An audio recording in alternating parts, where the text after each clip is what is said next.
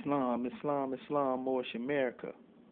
On this day I rise and give all praise to Allah and honor to His holy prophet.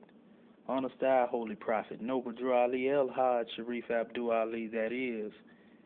We give honors to our Moorish kin, here, there, and everywhere, and therefore honors to all of you who are honoring yourselves by being yourselves. We also want to give honors to our beloved brother, the noble harbinger, Brother Marcus Mosai Garvey L. We want to give honors to him for everything he brought and everything that he taught during the age of preparation in order that we may have a better understanding in this present age of fulfillment. We give honors to all of you who also labor day in and day out in order to bring the truth to the masses. Islam, Islamism, Shimotepu. The subject matter that we have before us today, you have to excuse me, Moorish kin, I just came out of the environmental work to be about my father's business.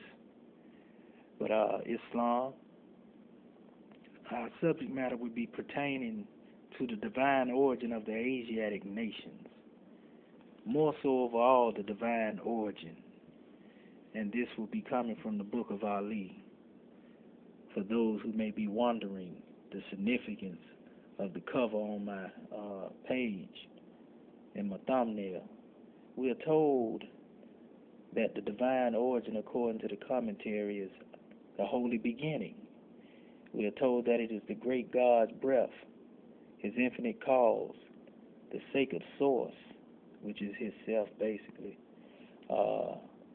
divine creation, pure activation. We are told that the divine origin is a hallowed start, godly opening, faithful foundation. All of these definitions we have been given in the Book of Ali. If you don't have it, you should get you a copy of it. And much of this is dealing with the teaching of our beloved prophet, Noble Drew Ali, the 4 books that he actually wrote with his own hand.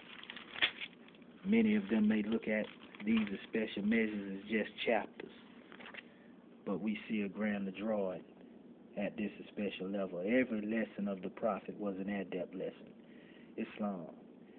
We are told, according to this special book, the Piscean records, or what many know as the Holy Bible, the first time we heard anything about the beginning, we probably heard it during a bedtime story or whatever the case may be.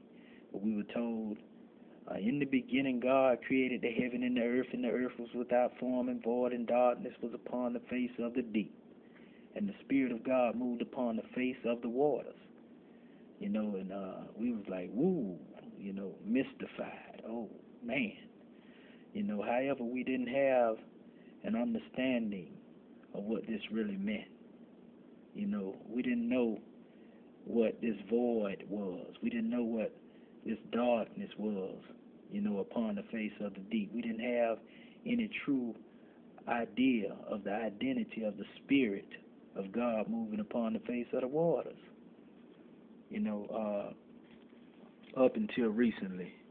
And we have many who actually have been teaching on the subject matter.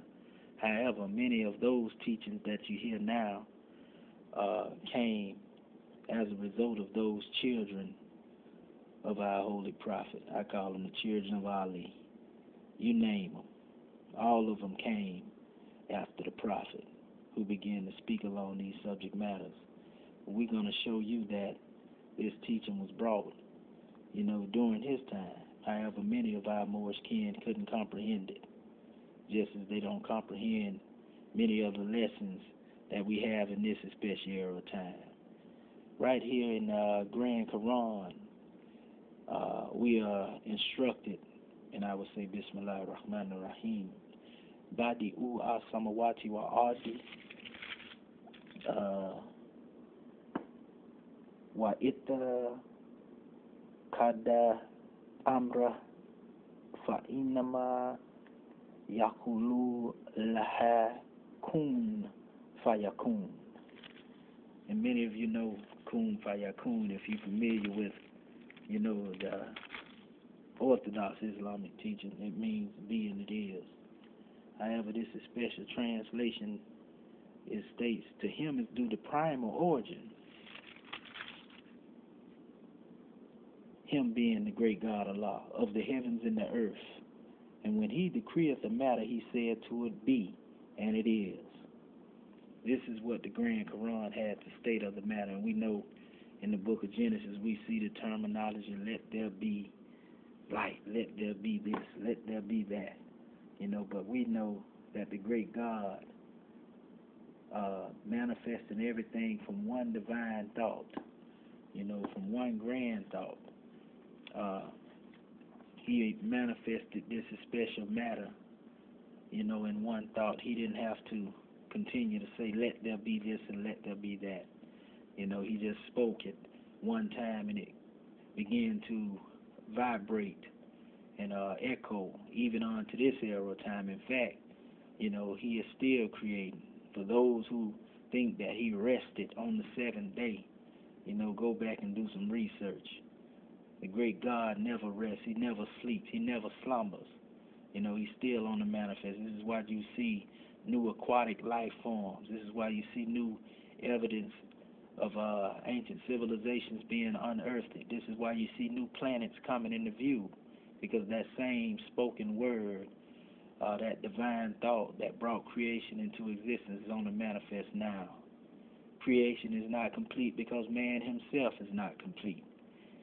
And man himself will not become complete until he becomes one again with his Father and God, Allah, the great God, that is.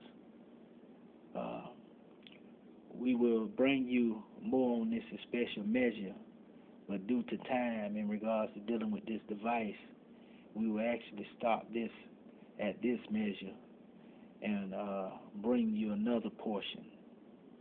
And just prepare your hearts and minds to receive that which follows in regards to dealing with the divine origin of the Asiatic nations, the divine origin in particular, Shemhotepu.